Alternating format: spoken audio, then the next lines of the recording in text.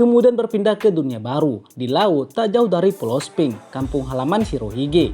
Marco ternyata menumpang kapal Shanks ketika meninggalkan negeri Wano. Marco pun mengucapkan terima kasihnya karena telah diberikan tumpangan oleh Shanks. Baiklah, terima kasih sudah mengantarku Akagami. Shanks selalu menjawab, Loh, kukira kau akan bergabung dengan kami Marco.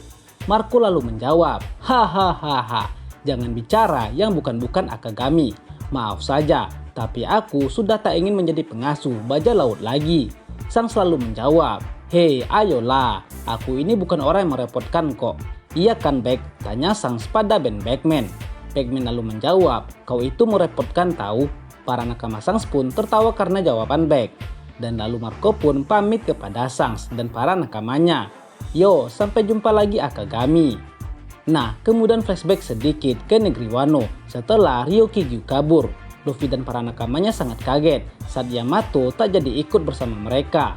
Hah? Apa kau tak jadi ikut dengan kami Yamato? Ayolah, ayo kita jadi bajak laut bersama, ucap Luffy. Sanji pun setuju dengan Luffy. Jangan begitu dong Yamatoku yang manis, ayo kita berlayar, ucap Sanji.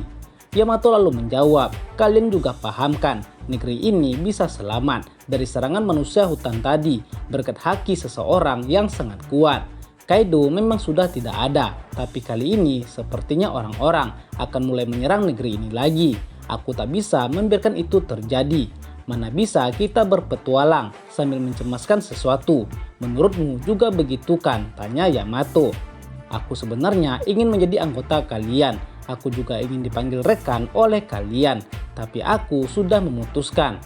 Luffy lalu menjawab, ya aku paham. Sesuai perkataanmu. Dengan begitu kami juga lebih tenang. Kalau begitu kami titipkan Momo dan negeri Wano padamu. Yamato pun lalu menjawab, baik akan kulakukan. Lalu Zoro berkata, tapi Yamato, Momonosuke itu punya harga diri yang tinggi. Bagaimana kau akan menjelaskannya? Yamato lalu menjawab, ya aku tahu soal itu. Makanya aku lagi cari cara yang tepat untuk menyampaikannya. Sanji pun nampak frustasi karena Yamato gak jadi ikut bergabung dengan mereka. Nah, lalu kemudian Marco pun datang untuk berpamitan. Yo Mugiwara, aku diizinkan menumpang di kapal yang sedang lewat di dekat sini. Karena itu aku pergi duluan ya. Luffy lalu berkata, lah kau mau pergi sekarang ya Marco. Kau pernah menyelamatkanku ketika perang besar. Terima kasih ya, ucap Luffy. Marco lalu menjawab, saat itu semua melakukannya tanpa pikir panjang. Tapi kenapa bisa begitu ya Jinbe? Tanya Marco. Jinbe lalu menjawab, wah aku sudah lupa soal kejadian selama itu. Hahaha. Marco lalu berkata lagi, pastinya juga sangat bangga melihat perkembanganmu Mugiwara. Mulai sekarang ini adalah era kalian. Berjuanglah sekuat mungkin ya. Dan Mugiwara. Ya, sampai jumpa lagi Marco, ucap Luffy. Lalu kemudian kembali ke masa sekarang di Pulau Amazon Lily. Rayleigh, Saki, dan Boa Hancock sedang membahas tentang insiden yang baru saja terjadi. Pulau Amazon Lily ternyata hancur sebagian setelah peperangan melawan Angkatan Laut dan bajak laut Yonko Kurohige. Akibat perang yang terjadi, kota Amazon Lily pun mengalami rusak parah. Hancock mengatakan jika selama dia masih ada di sana, maka Angkatan Laut pasti akan kembali. Kemana aku harus pergi? Tanya Hancock. Kalau sudah begini, rasanya aku ingin menikah saja dengan Luffy. Lalu kemudian flashback ke beberapa minggu sebelumnya. Angkatan Laut menyerang Pulau Amazon Lily untuk menangkap mantan Shichibukai Boa Hancock. Angkatan Laut yang dipimpin oleh Wakil Admiral Yamakaji dan Kapten Kobe menyerang Pulau Amazon Lily. Kita berhasil menembus gerbang mereka, serang semuanya. Namun pasukan Kuja menyerang balik dari dalam pulau. Pertumpahan darah pun tak dapat dihindarkan. Lalu Yamakaji memerintahkan untuk menurunkan senjata Serapim, yaitu senjata SSG ciptaan Vegapunk yang dibuat untuk menggantikan para Shichibukai. Para Serapim dibuat oleh Vegapunk berdasarkan dari DNA para mantan Shichibukai. Jadi mereka memiliki rupa yang mirip dengan para mantan Shichibukai. Kirimkan para Serapim ke garis depan. Apa kau masih tak mau menampakkan dirimu Boa Hancock? Ucap Yamakaji. Lalu kemudian Serapim S-Neck, Boa Hancock, dan Serapim S-Hawk Takanomi Mihawk diturunkan untuk menyeret Boa Hancock. S-Neck melancarkan serangannya dan langsung mengalahkan para prajurit Kuja. Hei, siapa itu? Dia kuat sekali. Tapi dia masih anak-anak. aku tak bisa melawan anak-anak. Tapi tunggu dulu, wajahnya mirip ratu kita, ucap para prajurit kuja. Tapi lalu tiba-tiba dari arah belakang muncul kapal berbendera bajak laut Kurohige mendekat ke pulau Amazon Lily. Oh tidak, ada sebuah kapal yang mendekat. Itu adalah kapal salah satu dari Yonko, si janggut hitam Kurohige. Kurohige lalu muncul dan menggunakan kekuatan Gura-Gura Nomi hingga terjadi gempa dan gelombang tsunami. Zehahaha, aku datang untuk menjemputmu Ratu Bajak Laut. Takkan kubiarkan kau jatuh ke tangan angkatan laut. Kurohige datang bersama dengan Vascoson, Katarina Devon dan ratusan para kronco. Devon berkata, "Yahaha, Hancock, wajahnya sungguh cantik sekali. Rasanya aku jadi ingin memenggal kepalanya dan menjadikannya sebagai hartaku yang berharga." Kurohige lalu menjawab, "Boleh saja, asal selama aku bisa mengambil kekuatannya dulu." Vascoson lalu menjawab, "Hei, tunggu dulu. Sebaiknya biarkan saja dia hidup, lalu bawa dia bersama kita, supaya kita bisa mengakrabkan diri dengannya," ucap Vascoson. Lalu kemudian berpindah ke wakil Admiral Yamakaji. Para prajurit angkatan laut bertanya padanya, apakah yang harus mereka lakukan. Wakil Admiral Yamakaji mohon beri perintah untuk menyerang Yonko Kurohige. Yamakaji lalu menjawab, "Tunggu perintah dari markas pusat."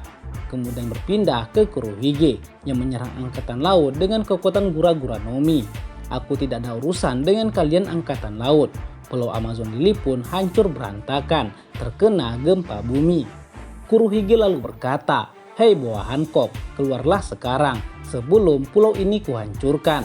Kemudian berpindah ke Koby. Dia sudah yakin jika pasti ada seorang Yonko yang akan mengincar seorang mantan Shichibukai. Koby lalu masuk ke dalam pulau Amazon Lily dan berdialog dengan Boa Hancock. "Hancock, kami angkatan laut tidak menginginkan pertempuran. Kami angkatan laut akan berjanji akan meninggalkan tempat ini jika kau bersedia menyerahkan diri.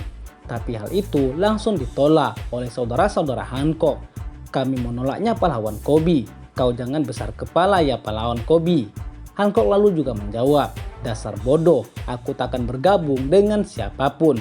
Aku juga tidak akan tunduk pada siapapun," ucap Hancock. Lalu kemudian berpindah lagi ke Kurohige. Para anak buahnya tiba-tiba minta tolong karena dibantai oleh Serapim. "Zah, tolong kami Komandan Tits. Serangan kami tak mempan terhadapnya. Bocah ini sangat kuat sekali," ucap para kronco Kurohige. Kurohige pun lalu melihat wujud Serapim untuk pertama kalinya. Mustahil, rambut putih, kulit coklat, dan juga sayap hitam. Jangan-jangan itu adalah SSG pemerintah. Tits pun bertarung melawan Serapim Mihawk yang menyerangnya. Esau menggunakan pedangnya untuk menyerang Kurohige. Serangan pertama gagal mengenai Kurohige dan membuat pulau Amazon Lily terbelah dua. Lalu serangan berikutnya Kurohige berhasil menahannya dengan haki. Dia sangat kaget dengan kekuatan para Serapim itu. "Apa-apaan ini? Dia kuat sekali," ucap Kurohige dengan berkeringat. Lalu kemudian Kurohige menggunakan Black Hole dari Yami Yami Nomi untuk melumpuhkan Esau. Tapi Esau berhasil menghindarinya. Dan karena keadaan makin mencekam, Hancock pun keluar dan langsung menyerang dengan kekuatan penuh. Hancock menggunakan Slew Arrow yang membuat ribuan prajurit angkatan laut dan ratusan kronco-kronco Kurohige menjadi batu. Katarina Devon, Helmeppo, Wakil Admiral Yamakaji, Vascoson juga dibuat jadi batu.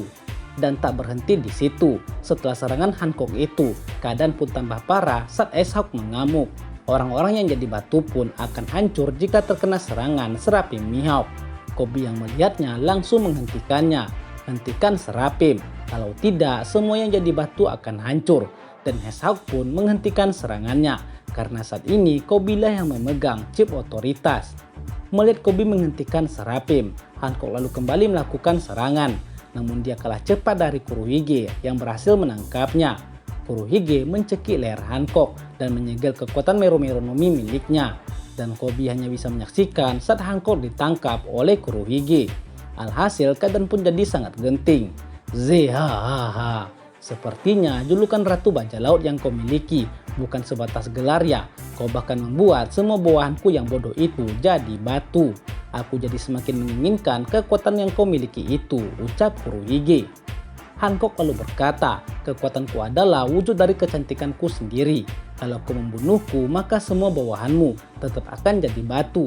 Mereka takkan bisa dipulihkan meski oleh pemilik buah iblis ini selanjutnya.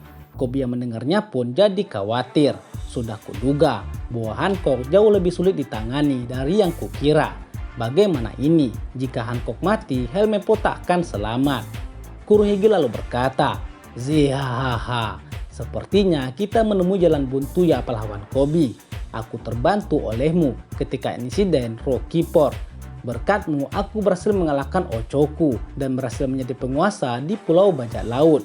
Ngomong-ngomong, kalau aku melepaskan tanganku dari perempuan ini, apakah menurutmu dia akan mengembalikan rekan kita seperti semula?" tanya Kurohige.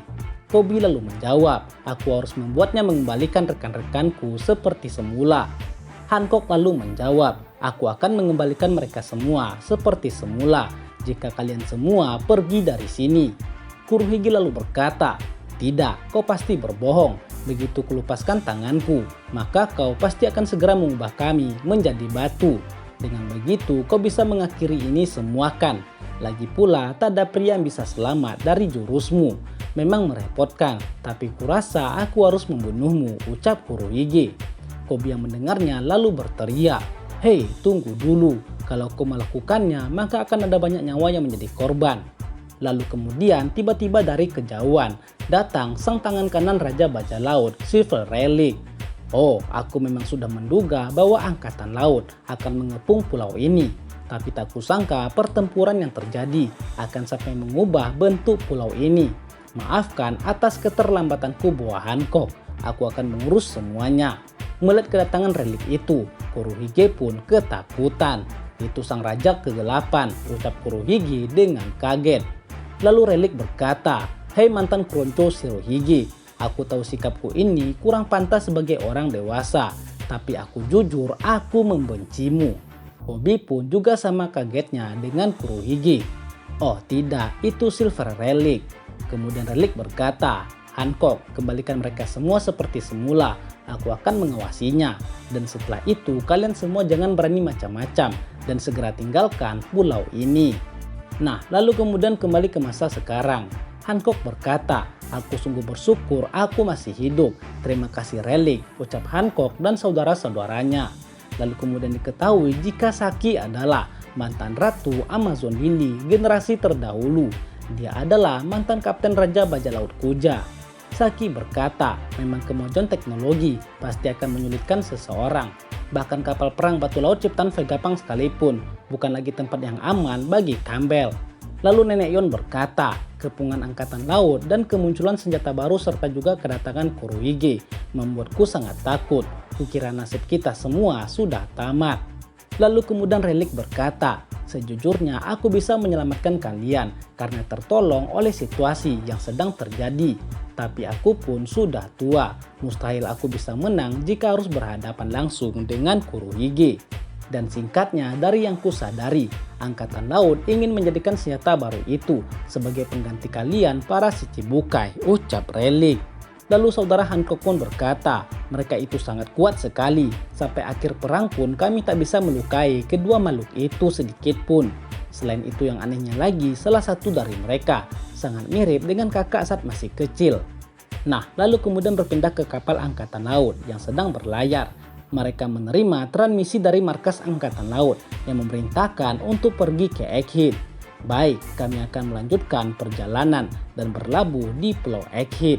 Dan lalu diketahui jika akibat insiden dari penyerangan Pulau Amazon Lily, Kapten pahlawan Kobi telah diculik oleh kelompok bajak laut Yonko Kurohige. Dan saat ini nasibnya tidak diketahui apakah dia masih hidup atau sudah mati.